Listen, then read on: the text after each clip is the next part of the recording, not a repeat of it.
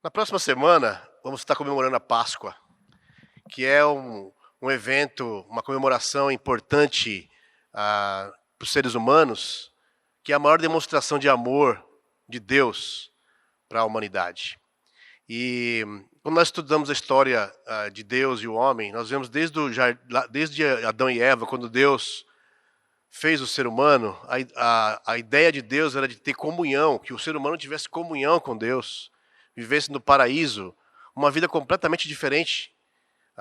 E com o passar do tempo, a escolha de Adão nos colocou debaixo da maldição do pecado. E Deus, no decorrer da humanidade, da história da humanidade, tem feito vários esforços, mandando profetas, tentando trazer de volta o ser humano para essa comunhão inicial que Deus havia planejado. Até o ato de misericórdia, até o evento principal, onde Deus derrama todo o amor dele, toda a demonstração de amor pelos seres humanos, que foi a vinda de Jesus aqui na Terra. Na semana que vem nós vamos comemorar a Páscoa, e é a comemoração desse amor, onde Deus traz seu Filho, ele morre pelos nossos pecados, ele ressuscita, e nós podemos ser justificados, ou seja, nossos pecados podem ser perdoados por causa da graça de Deus, se nós mantemos uma comunhão com Cristo. E talvez diante da situação que nós estamos vivendo hoje, essa pandemia, do sofrimento das pessoas, eu tenho falado com várias pessoas e eu vejo o sofrimento, a angústia que estamos vivendo. Para alguns talvez seja difícil enxergar onde está o amor de Deus. Muitos se perguntam, onde está o amor de Deus nessa situação? O grande questionamento é, se Deus é todo poderoso, por que Ele não tira essa pandemia, essa praga no meio de nós? Talvez porque alguns pensem que Ele não seja todo amoroso, porque se Ele fosse todo amoroso e todo poderoso, Ele tiraria essa praga no meio de nós. Ou talvez alguns podem pensar, não, Ele é todo amoroso, mas não é todo poderoso, porque não consegue ter o poder para tirar isso. E para quem conhece um pouco mais de Deus, sabe que Deus é todo poderoso e todo amoroso. Então, como nós podemos entender isso? Eu acredito que o que estamos vivendo é um grito de amor desesperado de Deus, para que a humanidade acorde e olhe para Cristo. Porque Deus sabe que a única fonte de salvação, a única fonte que pode nos levar à vida eterna que Deus planejou lá no começo, é Jesus. E a humanidade não tem olhado para Jesus. A grande parte da humanidade não tem olhado para Jesus.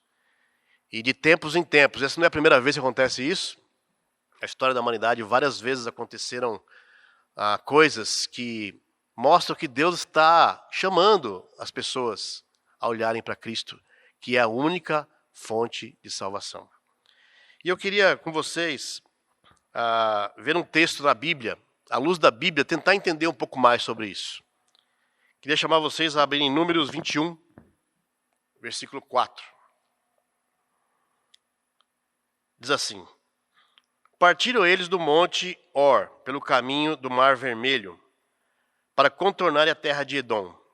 Mas o povo ficou impaciente no caminho e falou contra Deus e contra Moisés, dizendo: Por que vocês nos tiraram do Egito para morrermos no deserto?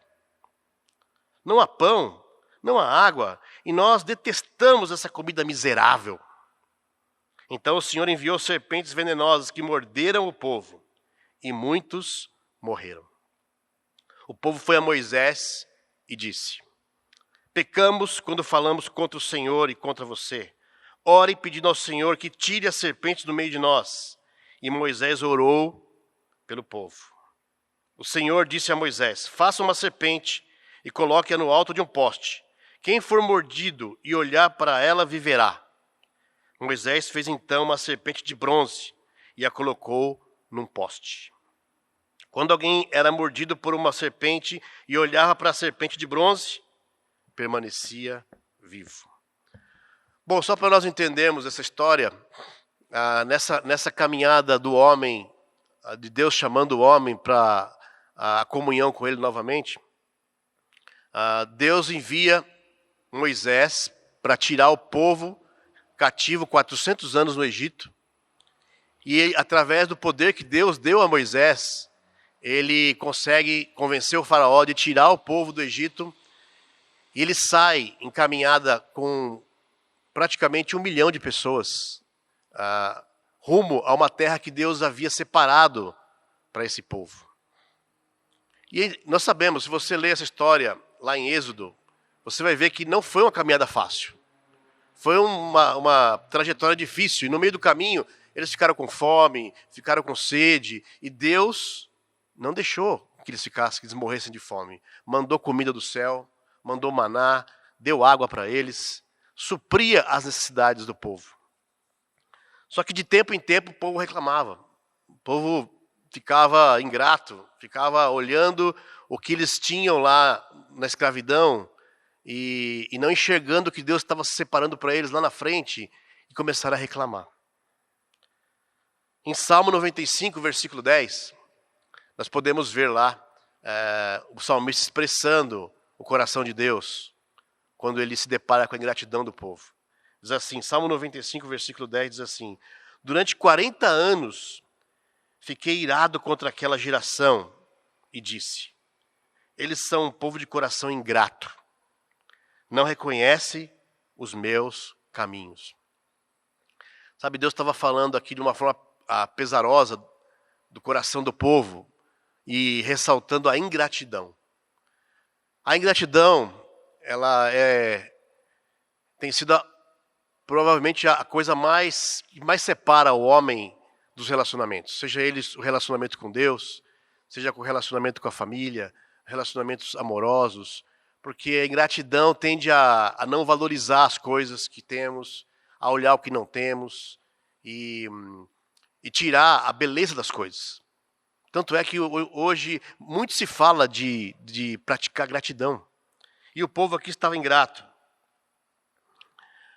Quando nós olhamos essa história que eu acabei de iniciar nesse trecho de Números, nós vemos aqui uma história que aponta para o que aconteceria mais de 1000 anos à frente. Ou seja, o Velho Testamento, o Antigo Testamento, é um prenúncio de Jesus, quando Jesus viria, o que ele faria. E essa história, ela está apontando para Jesus, milhares de anos à frente.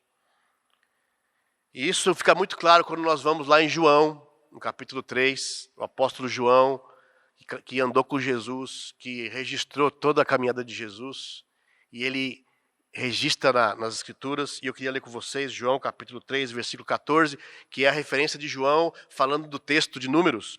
Diz assim: da mesma forma como Moisés levantou a serpente no deserto, assim também é necessário que o Filho do Homem seja levantado para que todo o que nele crer tenha a vida eterna.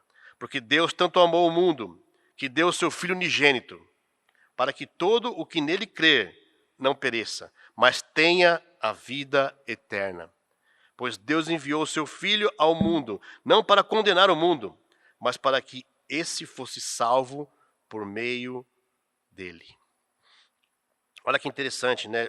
Aqui João está fazendo a ligação do acontecimento lá, milhares de anos antes, na época de Moisés, na caminhada do povo até a Terra Prometida.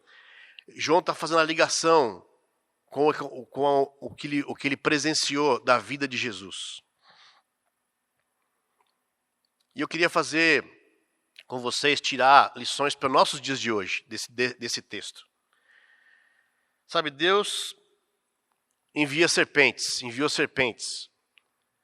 A serpente, quando nós lemos a Bíblia, a serpente sempre denota a ação do pecado, a força do inimigo. Tanto é que a serpente que falou com Eva para convencê-la de pecar contra Deus. As serpentes, elas são comunicadas através da Bíblia como fonte de mal, do pecado. A serpente picando as pessoas e despejando o seu veneno faz referência ao pecado, ao veneno do pecado. Quando o pecado entra na nossa vida e ele produz morte, como o veneno de uma serpente produz morte. O poste, que é aquele poste que Moisés Deus mandou Moisés levantar, o poste faz referência à cruz de Jesus. E a cobra envolta no poste, mostrando que Jesus foi crucificado e ali na cruz ele levou todos os pecados da humanidade. Deus nos ama de tal forma porque ele mandou Jesus. Então a referência de Moisés lá quando ele pede para o povo olhar para aquele poste com a cobra e ser curado, trazendo isso para nós, a cura do efeito do pecado na nossa vida, ela é feita quando nós olhamos para Jesus, quando nós nos colocamos debaixo da graça de Jesus, quando nós entendemos quem é Jesus, quando nós seguimos quem é Jesus, quando nós colocamos na nossa vida os ensinamentos de Jesus, quando nós vivemos uma vida para seguir Jesus. E Deus nos ama de tal forma que Ele faz de tudo para que nós olhemos para isso. Porque Deus sabe que o único jeito, a única forma de salvação hoje, a única forma do homem voltar de novo ao projeto inicial de Deus, que é a comunhão no paraíso, na vida eterna, hoje só é possível através de Jesus. Então esses acontecimentos é um rito desesperado de Deus para que nós, os seres humanos, olhemos para Cristo. Coloquemos nosso coração debaixo da graça de Deus. Isso aconteceu várias vezes na humanidade. Deus chamando o povo, saia da ingratidão, olhe para Cristo, que é o único caminho de salvação. Eu queria compartilhar com vocês agora uma pintura. Essa pintura eu encontrei na internet, eu achei muito didática. E esse pintor anônimo, ele coloca, você está vendo na tela aí essa pintura agora, e ele ilustra esse texto que nós estamos falando, de Números, de uma forma a trazer para a nossa atualidade de hoje, como as pessoas estão vivendo em função de Jesus, em função desse chamado de olhar para Jesus. Esse pintor conseguiu descrever de uma forma interessante a situação das pessoas no mundo de hoje. E eu queria discutir com vocês algumas... você vê na figura que tem várias pessoas, existem serpentes ao redor, e eu queria discutir com vocês o significado que esse pintor quis trazer à luz dessa escritura com relação a essas pessoas em volta. Primeiro, eu queria analisar com vocês esse rapaz à direita, deitado. Parece um jovem. Parece um jovem. Ele está deitado. Você vê que no meio da figura tem o poste. A cobra envolta no poste. E esse rapaz está deitado, olhando para cima. Ele não está deitado. Repara que ele não está olhando para o poste. Ele está olhando para cima. Sabe, a representação que esse pintor quis trazer à luz do texto que nós estamos falando é justamente representando as pessoas que não estão muito aí com Deus. Estão vivendo as suas vidas atrás do prazer, atrás de ter uma vida legal, uma vida confortável. E interessante porque esse rapaz deitado parece um jovem. E os jovens de hoje, muitos são assim, né? Querem viver a vida tranquila, não querem se preocupar com nada, curtir a vida, ficar na internet, curtir amigos, curtir as baladas, viver de acordo com o prazer, porque a vida é maravilhosa, a vida tem muitas coisas a oferecer. Mas não estão olhando para Jesus. E se você reparar na figura, tem uma cobra chegando perto do pescoço desse menino, a ponto de mordê-lo na sua jugular. E ele nem está percebendo, ele está vivendo tranquilamente. Uma das passagens bíblicas que me faz pensar nesse momento, nessa ilustração do menino aqui, em paz, tranquilo, achando que está tudo bem, é quando Jeremias 6, versículo 14, ele diz: paz, paz, dizem, quando não há paz alguma. Uma ilusão de que há paz, está tranquilo, mas na verdade estão vivendo uma vida que vai trazer dor, porque o pecado está ali, rodeando, e o pecado é gostoso, o pecado é atraente, e muitos têm entrado nesse caminho. As pessoas que não estão muito querendo saber de Jesus, que nem sabe nada, não estão nem por dentro do que significa seguir Jesus, do que ele fez, por que a salvação vem por meio de Jesus, não sabem nada e nem se interessa saber. São os que não têm interesse por Deus. O segundo homem, olhando na figura, você vê um segundo homem à direita, um pouquinho ao fundo desse rapaz que está deitado. Ele está socorrendo uma pessoa ali. Você vê uma pessoa sentada, parece que ela está passando mal ou está numa necessidade. E esse segundo homem, que tem um chapéu, ele se abaixa em direção a essa pessoa e ele está ali servindo essa pessoa. Ele está ali ajudando, servindo essa pessoa ou socorrendo essa pessoa. Sabe, sem dúvida, a Bíblia nos chama, mas repara que na figura, ele não está olhando para o poste. Ele está com os olhos, com a face voltada para aquela pessoa em necessidade. Sem dúvida, a Bíblia nos ensina que devemos ajudar os pobres, devemos servir, devemos ser pessoas que fazem o bem, pessoas que estão trabalhando para o bem das pessoas. Mas a ilustração aqui quer mostrar a atitude do ser humano de buscar nessas coisas se sentir justificado diante de Deus, se sentir numa posição de merecimento de Deus, sem olhar para a cruz, sem olhar para Jesus, sem olhar para o poste representado na figura. Uma escritura, uma parte da Bíblia também, onde um dos apóstolos que andou com Jesus registrou, que define muito esse coração, é em Mateus 19, versículo 16, o trecho muito conhecido como o jovem rico. Ele fala assim: eis que alguém se aproxima de Jesus e lhe perguntou: mestre, que farei de bom para ter a vida eterna? A pergunta desse jovem já revela o coração dele. Revela a intenção de buscar com as próprias forças, de ter merecimento. O que eu posso fazer para eu merecer salvação? Para eu merecer estar debaixo da graça de Deus? Essa é a pergunta do jovem. E nós vemos muitas pessoas hoje indo atrás desse tipo de atitude. De servir, de fazer caridade, de ajudar as pessoas, de ser pessoas conhecidas como ajudar os pobres. E nada disso é ruim, pelo contrário, Deus pede que nós façamos isso, mas nunca como um meio de merecimento de salvação. Ou um meio de merecimento porque somos bons, para que eu me sinta bem. Pessoas com esse tipo de atitude, ao fazer a caridade, tendem a se sentir bem, tendem a se sentir melhor do que os outros. Eu não sou como esses que não ajudam as pessoas, eu ajudo, eu faço isso, eu faço aquilo, então eu mereço que Deus me dê um lugar especial. Mas não estão olhando para Jesus, não conhecem Jesus, não sabem da sua mensagem, não sabem do propósito de Jesus para conosco, não sabem da expectativa que Deus tem conosco com relação a Jesus. E tentam se justificar fazendo boas obras.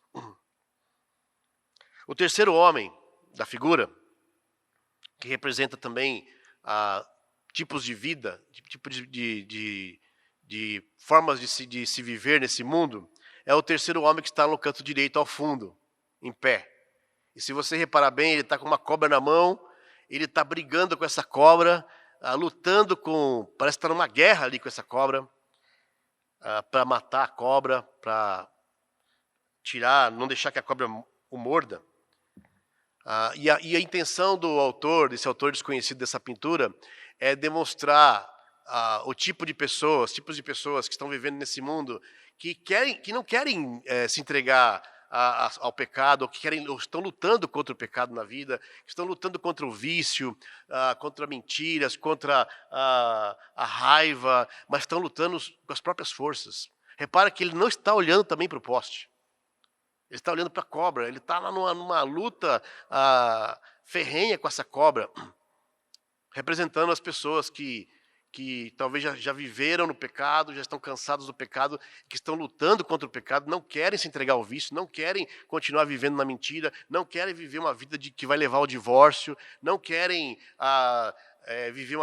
se entregar à raiva, às mágoas, mas estão fazendo isso com as próprias forças. Às vezes buscam ajudas profissionais e tudo mais, para tentar se livrar e não cometer os mesmos pecados, os mesmos erros, mas vez após vez estão caindo, estão lá lutando com as próprias forças e não estão conseguindo vencer. Repara que o homem não está olhando para o poste. E Paulo, que também foi um dos maiores seguidores de Jesus, ele, no livro de Efésios, no capítulo 2, versículo 4, ele ilustra a força que nós temos quando estamos debaixo da graça de Deus, quando estamos olhando para Jesus. Ele diz, todavia, Efésios 2, versículo 4, todavia, Deus, que é rico em misericórdia, pelo grande amor com que nos amou, deu-nos vida com Cristo quando ainda estávamos mortos em transgressões. Pela graça, vocês são salvos. Deus nos deu vida em Jesus. Sem isso, estaríamos mortos. As serpentes, o pecado, estaria dominando e está dominando a vida de muita gente, levando para a morte espiritual.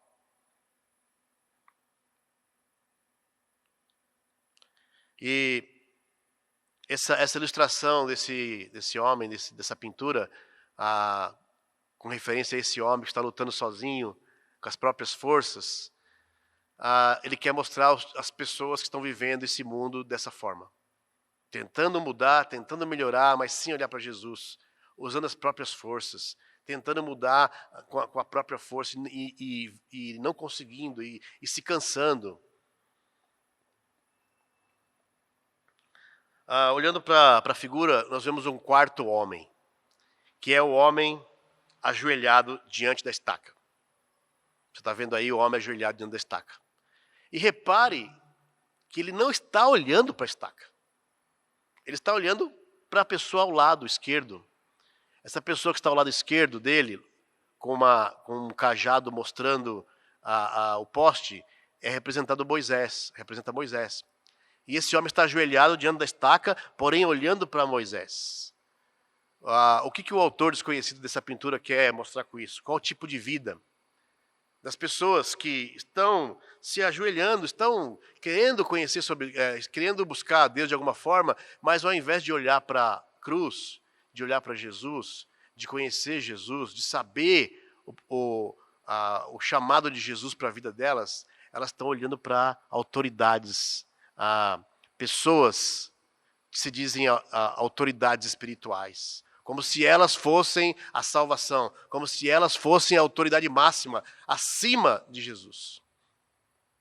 O povo tinha muita dificuldade nessa época de olhar para Deus, e eles olhavam para Moisés, como se Moisés fosse Deus. Várias vezes nós vemos homens querendo adorar outros homens. Paulo mesmo, ele algumas vezes, na caminhada dele de evangelizar, na época, pessoas queriam se ajoelhar diante de Paulo para adorá-lo como Deus. E o ser humano gosta de olhar para homens, autoridades, personalidades, achando que ali está o caminho da salvação. E é um caminho de frustração. Repare que o homem está ajoelhado, porém olhando para Moisés. Representando muitos que estão hoje nas igrejas, confiando só no que o pastor está falando, confiando só no que a autoridade está falando ali, espiritual do momento, sem ter conhecimento de Deus, sem buscar na palavra de Deus, sem saber se o que está sendo falado realmente corresponde à mensagem verdadeira de Deus, seguindo cegamente pessoas.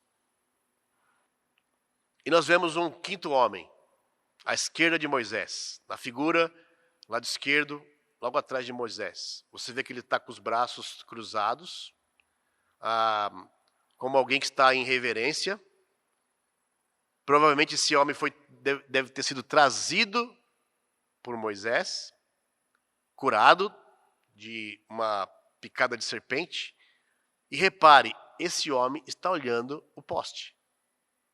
Apesar de estar do lado de Moisés, apesar de ser trazido por Moisés, ele está olhando para o poste. E o que o autor desconhecido dessa pintura quer mostrar com isso? As pessoas que realmente entendem o chamado de Jesus. As pessoas que realmente entendem, que são trazidas por outras pessoas, alguém que foi trazido por alguém para conhecer a mensagem de salvação, entendeu essa mensagem e é grato a essa pessoa que trouxe, que o ajudou, mas está olhando para Jesus. Está entendendo, está tendo clareza do chamado de Deus através de Jesus. E ele quer mostrar com isso as pessoas que estão realmente entendendo tudo isso que está acontecendo hoje. Quem está olhando para Jesus tem uma clareza do que está acontecendo, o olhar além da situação, o olhar espiritual, entendendo o chamado de Deus, o chamado amoroso de Deus para as pessoas. A minha pergunta para você hoje, que está me ouvindo, qual desses tipos de pessoas, qual desses tipos de vida tem mais a ver com a sua vida hoje? Qual desses homens representados nessa pintura descreve melhor a maneira como você tem vivido hoje? Sabe, eu já vivi os 4 tipos de homens, de vidas. Eu me lembro jovem, desinteressado das coisas de Deus. Minha mãe era muito fervorosa, ela falava muito de Deus para nós, mas a gente tirava sarro, a gente... meus irmãos, às vezes, a gente não dava muita atenção, a gente queria viver a vida, eu sou jovem, cheio de energia, queria curtir a vida, e por muito tempo eu fiquei assim. Até chegar no momento que eu achei que, não, peraí, agora eu preciso ouvir minha mãe, eu preciso conhecer mais sobre Deus, e eu vou fazer boas obras. Eu vou ser um bom rapaz, eu vou ajudar as pessoas, eu vou me dedicar a uma igreja, eu vou ser um bom vizinho aqui, para poder Deus me olhar e falar, esse rapaz é um bom rapaz, ele merece estar com Deus. Isso foi por algum tempo na minha vida até eu me cansar e ficar desiludido, e sair, largar e começar a lutar com as minhas próprias forças, lembrando do terceiro homem aí lutando com a cobra. Eu me lembro de épocas da minha vida que eu estava lutando com as minhas próprias forças, querendo mudar, mas sem olhar para Deus, e frustrado porque não conseguia mudar, lutava várias vezes com pecados que estavam querendo dominar a minha vida, e eu tentando fazer força, e às vezes conseguindo um pouco, mas depois caindo de novo, e chegou um momento que eu fiquei desanimado e fraco e sem forças. E aí me vi atrás de autoridades religiosas. Então eu vou buscar agora conhecer, seguir fulano, e seguir ciclano. Não, ele está falando a verdade agora. Eu acredito nele, mas sem ter conhecimento nenhum bíblico, sem me aprofundar na mensagem de Deus, sem ter convicção pessoal de nada, mas querendo seguir autoridades que se diziam espirituais. O resultado foi frustração, foi desilusão, foi descrença, até que um dia alguém me trouxe para conhecer Jesus. E aí me apresentou a mensagem de Deus, me apresentou Jesus.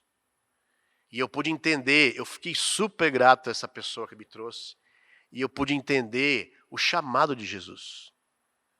Muito grato às pessoas que me ajudaram, mas eu pude entender, e eu pude tomar decisões, e olhar para Jesus, e as transformações, e é impressionante quando a gente toma essa decisão de conhecer Jesus e nos colocar debaixo da graça de Deus, e entender a graça de Deus, que Deus quer que nós, a Bíblia fala que o que Ele exige de nós não é difícil.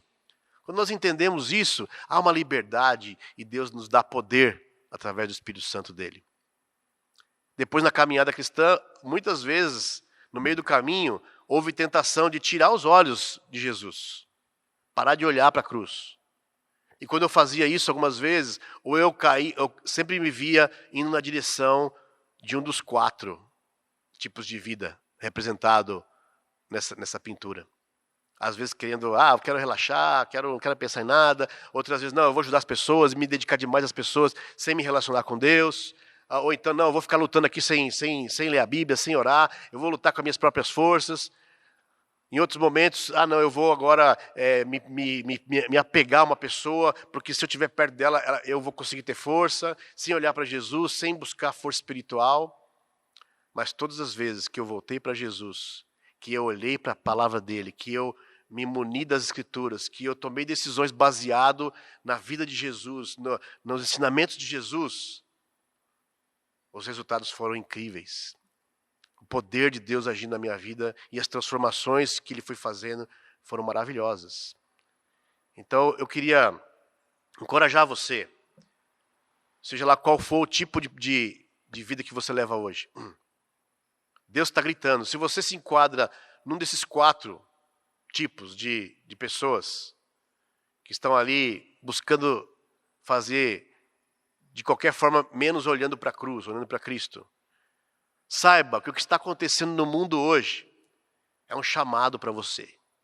É um chamado de amor para você. Deus chamando para você, olhe para a cruz. Conheça Jesus. Saiba o que Ele quer de você.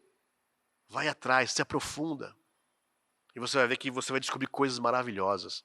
Não é só de ficar falando, olha para Jesus, saiba o amor de Jesus. Você precisa saber, você precisa ter a experiência desse amor e está lá disponível para você, para qualquer um, na palavra de Deus. Busque ajuda com alguém que possa te ajudar.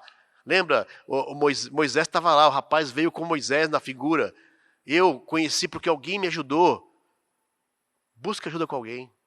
Se você está, talvez, vivendo, já sabe de tudo isso que eu estou falando, mas está enfraquecido, está olhando para outras coisas que a não seja a cruz, também busque ajuda. É um momento para todos nós refletirmos e olharmos para o amor de Deus expresso na cruz de Jesus. Especialmente nesse momento da Páscoa, estamos entrando agora na semana da Páscoa, semana que vem é a semana da Páscoa, domingo que vem. É uma excelente oportunidade para fazermos essa reflexão. Ainda mais agora diante de tudo que nós estamos vivendo e do sofrimento que está passando. É um chamado de Deus para todos nós. Jesus está gritando, olhem para Jesus. Deus está gritando, olhem para Jesus. Pois só nele existe salvação. Amém. Queria terminar com uma oração. Senhor Deus, muito obrigado, Pai. Agradecemos o Senhor pela misericórdia que o Senhor tem, pelo seu amor sem limites sobre nós, fazendo todo o possível para nos chamar a nossa atenção. E nesse momento que estamos vivendo, o mundo está de cabeça para baixo, parado, as pessoas estão em casa, refletindo. Eu sei que há muito tempo para nós pensarmos, refletirmos sobre tudo que está acontecendo, Deus. E nós entendemos que isso tem muito a ver com o chamado do Senhor para que nós olhemos para Cristo. Minha oração, Deus, é que pessoas vão se despertar, vão olhar para Jesus, vão querer conhecer mais a Jesus, querer entender a expectativa que existe em Jesus. O que Jesus tem para nos oferecer como modelo de vida. Pai, a minha oração é que muitos vão olhar para Jesus agora, que vão sair das distrações, dos caminhos errados, da maneira enganosa de viver, e entender que a maneira de viver que o Senhor projetou para nós, para estarmos debaixo da graça do Senhor, é olhando para Jesus, é vivendo de acordo com os princípios de Jesus. Essa é a minha oração. Eu agradeço, Pai, em nome de Jesus. Amém.